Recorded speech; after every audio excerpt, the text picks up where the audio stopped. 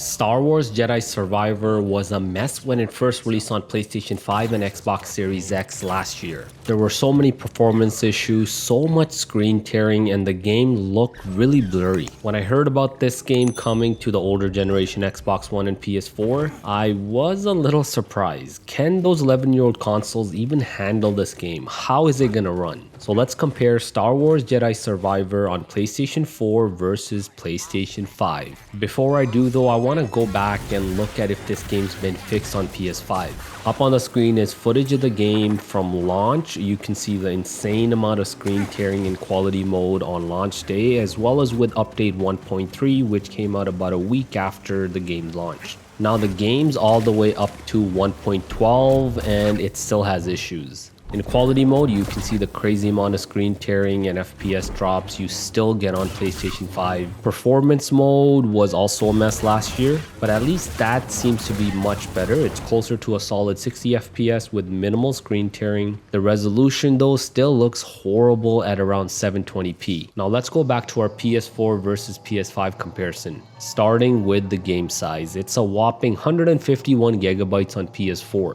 The last gen PS4 version's about 1/3 that size, 49 gigabytes. Loading times are up next. On the current gen consoles, the Series S, Series X, and PS5, starting up from dashboard and continuing your game takes a little over a minute on all three of them. That's actually pretty slow by current gen standards. The older gen PS4 without any SSD takes much longer, over 3 minutes to continue your game from dashboard. Might as well go grab a cup of coffee while it loads. Fast travel is really quick on the current gen, taking only 5 to 10 seconds. The older PlayStation 4 of course takes longer there as well, about 36 seconds to fast travel. Once you're actually playing, loading times on the last gen PS4 aren't too bad. As long as you don't skip the cutscenes, the transitions between them and the gameplay are seamless. The only time you'll see that long loading screen is when you have to respawn or when you fast travel. Let's now talk about the visuals, the graphics. That's really the main and biggest difference between PS4 and PS5. To make this game run on PS4, the developers had to get rid of quite a few things. And I'm not talking like ray tracing, for example. Of course, that's not going to be on PS4. But the last gen is missing objects in the game. You can see here in this side-by-side comparison the missing trees and vegetation. You'll notice other missing objects and the world just doesn't look as vibrant. PS4 has just the one default graphics mode and that targets 720p max resolution and about 30 FPS. In comparison, that 30 FPS quality mode on PS5 gets you about 1220p resolution. When you actually compare to PS5's performance mode, the resolution is actually pretty close to PS4. Here you can see the side-by-side, 720p on PS4 versus a 750 on PS5.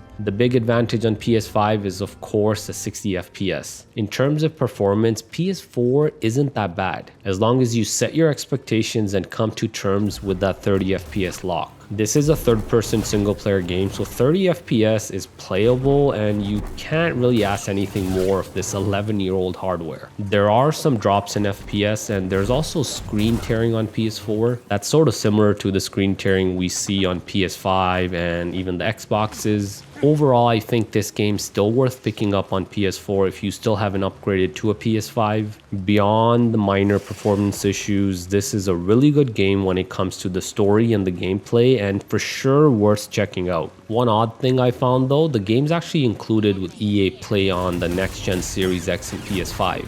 Game Pass Ultimate members basically get it included, while Xbox One and PS4 players are gonna have to shell out $50. At least it's a discounted starting price, but it would have been nice to include this as well as part of that EA Play for older gen players. So that's what you need to know about Star Wars Jedi Survivor on PlayStation 4 versus PS5. For the rest of the video, check out some more side-by-side gameplay.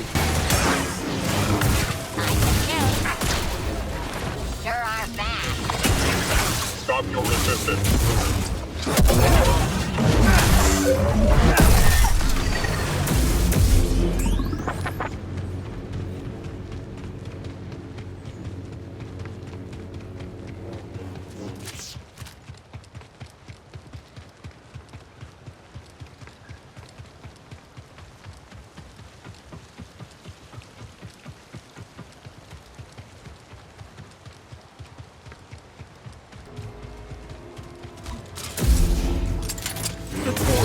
Absorbing strike. Target is injured.